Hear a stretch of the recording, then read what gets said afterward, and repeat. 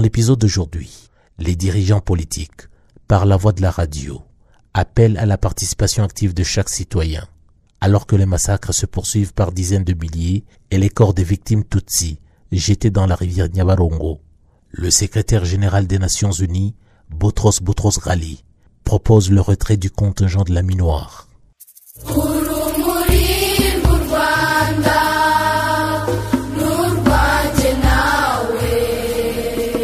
Les faits de génocide qui ont eu lieu le 12 avril 1994. À cette date, des massacres perpétrés contre les Tutsis ont continué dans les anciennes préfectures de Kigali-Ville, Kibungo, Cyangugu, Kibuye, Kigali-Ngari, Byumba et Gitarama. À Gitarama, Frodouari Karamira, cadre du MDR-PAWA, a appelé les extrémistes Hutus à exterminer les Tutsis. En effet, depuis le 7 avril 1994, les dirigeants politiques et gouvernementaux ont commencé à mobiliser le soutien populaire pour le génocide. En incitant le peuple Hutu contre les Tutsis, ils ont clarifié le message indirect livré la veille aux administrateurs. S'exprimant sur Radio Rwanda tôt le matin du 12 avril 1994, le leader du MDR-PAWA, Frodouari Karamira, a déclaré aux auditeurs que la guerre était, je cite, la responsabilité de tous. Une idée qui sera répétée fréquemment au cours des prochaines semaines. Karamira a également appelé les gens, je cite, à ne pas se battre entre eux, mais plutôt à aider les forces armées à terminer le travail. Fin de citation, c'est-à-dire à terminer le génocide. Il s'agissait d'une directive donnée aux partisans du MDR-PAWA d'oublier les divergences avec le MRND et la CDR et de collaborer ensemble pour traquer les Tutsis. Sans cette collaboration, préconisée par Karamira depuis son discours sur le Hutu-PAWA en octobre 1993, le génocide serait probablement resté limité aux places fortes du MRND et de la CDR. Le même jour, Radio Rwanda a diffusé un communiqué de presse du ministère de la Défense. Radio Rwanda, dans ce communiqué, a nié les mensonges concernant les divisions des forces armées rwandaises. Les mensonges, c'est une citation. Et parmi les Hutus en général. Et Radio Rwanda a insisté pour que, je cite, des soldats, des gendarmes et tous les Rwandais ont décidé de combattre à l'unisson les ennemis communs et tous l'ont identifié. L'ennemi est toujours le même. C'est lui qui a toujours essayé de ramener la monarchie renversée. Le ministère de la Défense demande aux Rwandais, aux soldats et aux gendarmes ce qui suit. Les citoyens sont invités à agir ensemble, à effectuer des patrouilles et à combattre l'ennemi. Fin de citation. Ce qui voulait dire très clairement se mettre ensemble en tant que Hutu et attaquer ensemble toute la population civile Tutsi. Le 12 avril 1994, le gouvernement génocidaire a quitté Kigali et s'est installé au centre de Gitarama où il a continué à coordonner l'extermination des Tutsis. À Kigali, les cadavres furent jetés dans des bennes à ordures par des prisonniers et déversés dans des tranchées creusées par des bulldozers. Le général Dallaire, commandant de la Minuar, a appris des observateurs militaires de l'ONU que des massacres étaient en cours à Gisenyi à Kibungo. Il a rapporté qu'à Kigali, les cadavres étaient jetés dans des camions à ordures par des prisonniers qui avaient été amenés par des autorités et ces victimes étaient jetées dans des tranchées creusées par des bulldozers du ministère des Travaux publics dans le département des Ponts et Chaussées qui était dirigé par Alphonse Ntirivamunda, gendre du président Habyarimana, aujourd'hui décédé lors de son exil en Belgique. À cette même date, le secrétaire général des Nations Unies, Boutros Boutros-Ghali, a proposé le retrait de la Minuar au début du génocide. En effet, à Bonn, en Allemagne, Willy Klaas, ministre belge des Affaires étrangères, avait déclaré à Boutros-Ghali, je cite, que la Minuar est devenue sans objet. La Minuar est en danger. Il règne un climat anti-belge. Il y propose la suspension et le retrait de la Minuar. Fin de citation. Boutros-Ghali répond à Willy Klaas en ces termes, je cite, « Je partage votre analyse. » Fin de citation. Jusque-là, les Nations Unies avaient toujours refusé de renforcer le mandat de la Minuar pour qu'il puisse arrêter le massacre. Boutros Boutros-Ghali était pendant tout ce temps hors des États-Unis. Il continuait ses voyages à l'étranger malgré les rapports alarmants qui provenaient de la Minuar au Rwanda, faisant état de la poursuite des massacres et du génocide depuis le 7 avril 1994. À cette même date, le massacre de Tutsis a pris une ampleur sans précédent dans la cellule de Nyawera, secteur Mukarange, en commune Muhazi, avec une humanité hors du commun. C'est ainsi que des miliciens interahamwe ont sauvagement tué une dame Dino Domurebgaïre qui était enceinte. Ils l'ont éventrée avec une machette, ont enlevé son bébé et les ont brûlés vifs avec des acclamations du public hutu.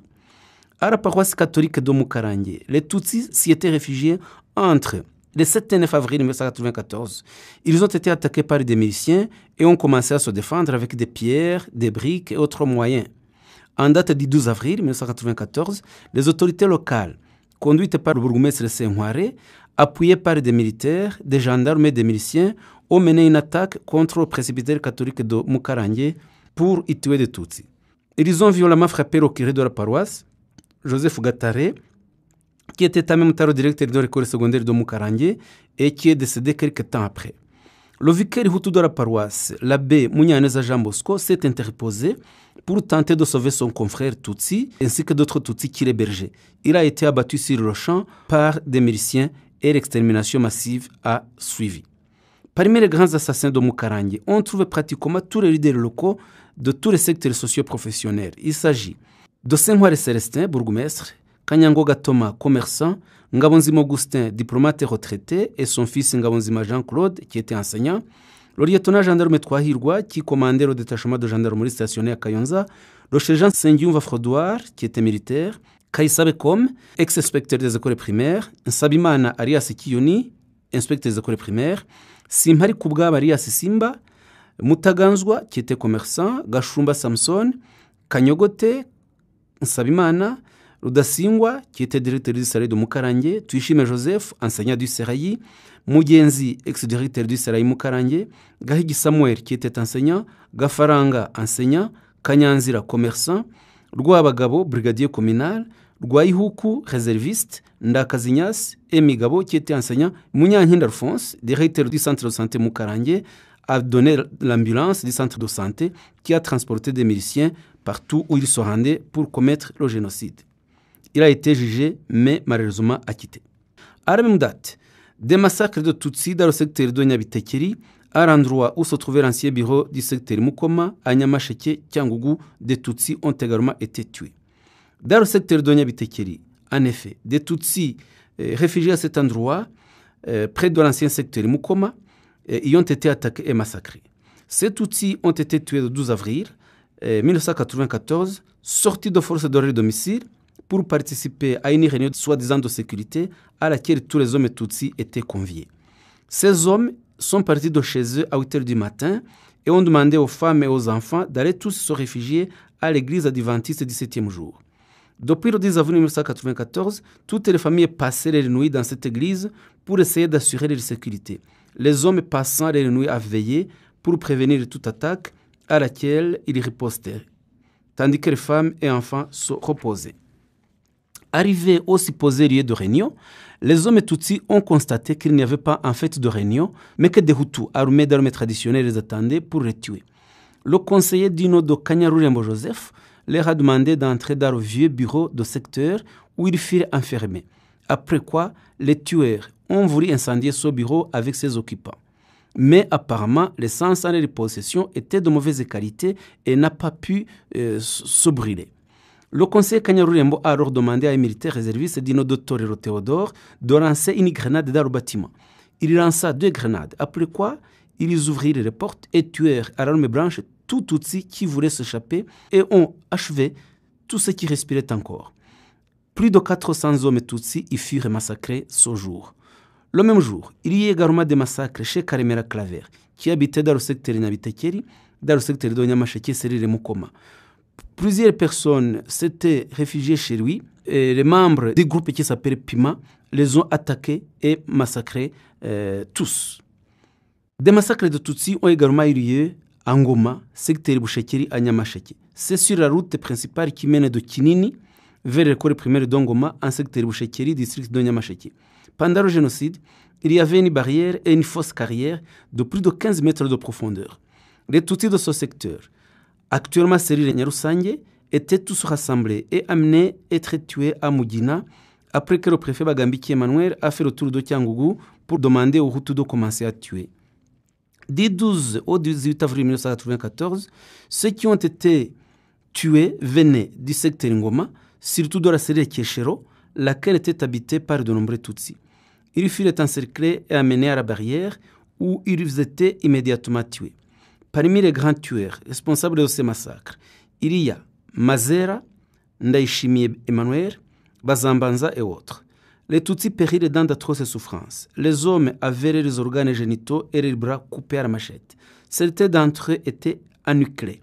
Les femmes étaient d'abord violées, tandis que les enfants en bas âge étaient enlevés à leur mère pour être jetés vivants dans la fausse carrière, de façon que, nuit et jour, l'on entendait les hurlements et les pleurs de ces enfants.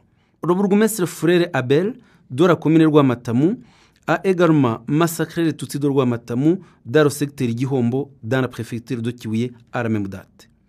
En effet, l'ancienne commune de Rwamatamu, en préfecture de Kibuye, est l'une des communes peuplées de nombreux Tutsis qui possédaient alors beaucoup de biens. Depuis 1959, lors des attaques, les Tutsis de la région se réfugiaient auprès des paroisses et du bureau de la commune et survivaient. Cependant, la viande de leur bétail était consommée par les tortionnaires, leurs biens pillés et la plupart de leurs maisons incendiées. En 1994, cette commune avait comme bourgmestre Frère Abel. Le 12 avril 1994, il s'est tenu une réunion au bureau communal de Rwamatamu qui a commencé à 10h du matin jusqu'à 13h20 de l'après-midi. Y ont participé tous les conseillers de secteur, les agents Hutus de la commune de Rwamatamu, les commerçants Hutus importants de la région et les dirigeants des miliciens Interahamwe et Impuzamugambi. À la fin de la réunion, les conseillers sont allés rassurer les réfugiés Tutsis en leur disant que la paix est revenue et qu'ils ne devraient par conséquent rentrer chez eux. Mais quelques temps après, les Tutsis qui s'étaient réfugiés à la province de Kibingo ont commencé à être tués.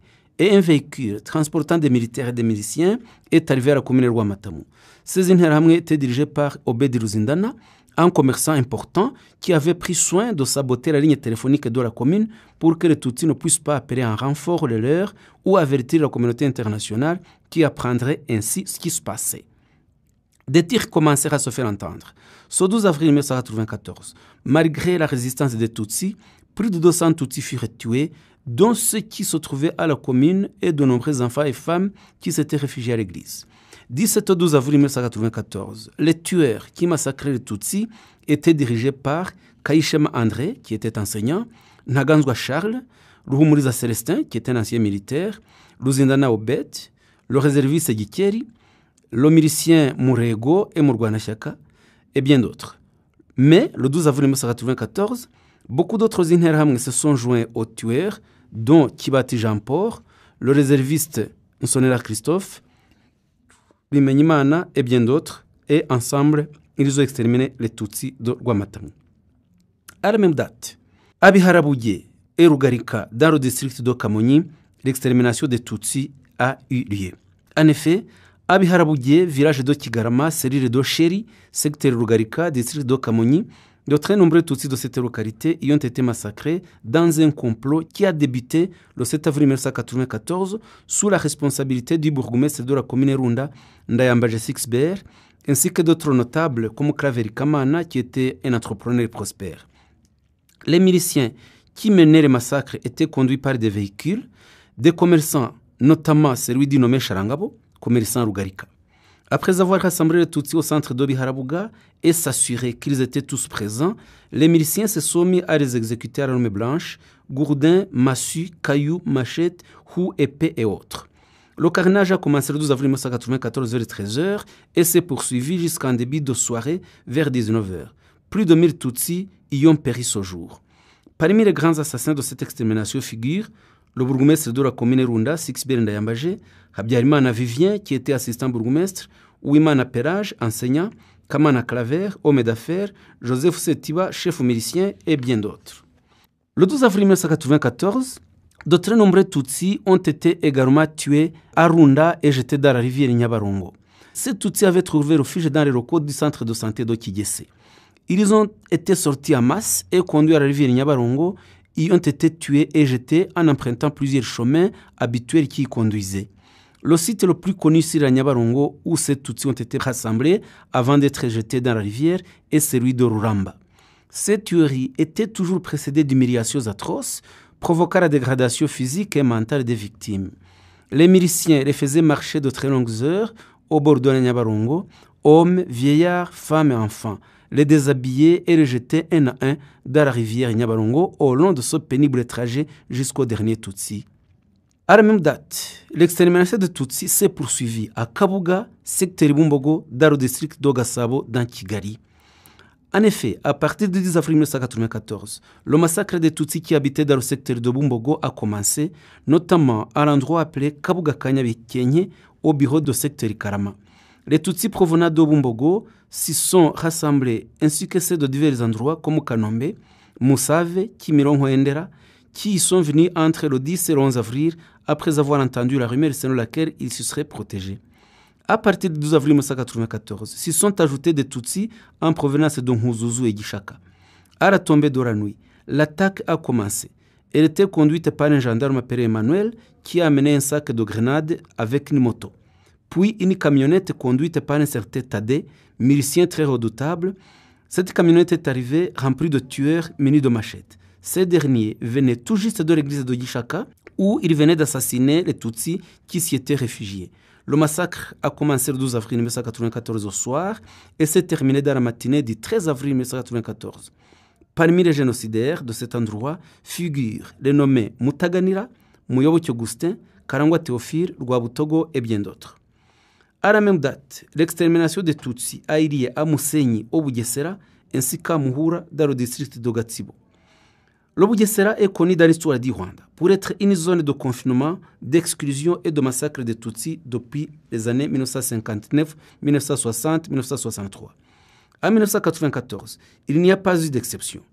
À l'annonce de la mort du président Habyarimana, les maisons des notables des Tutsis de Musenyi ont été attaquées et brûlées. Le responsable de la cellule Musenyi a joué le malin en lançant un appel aux Tutsis pour qu'ils se réfugient chez lui.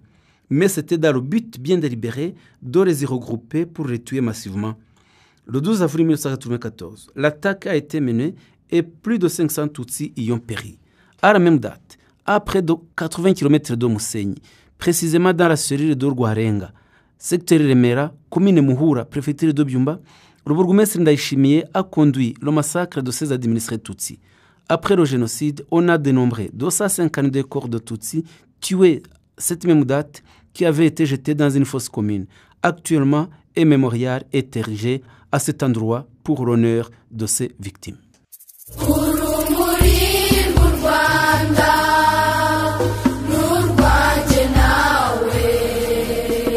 Merci d'avoir écouté ce nouvel épisode du podcast Kwibuka.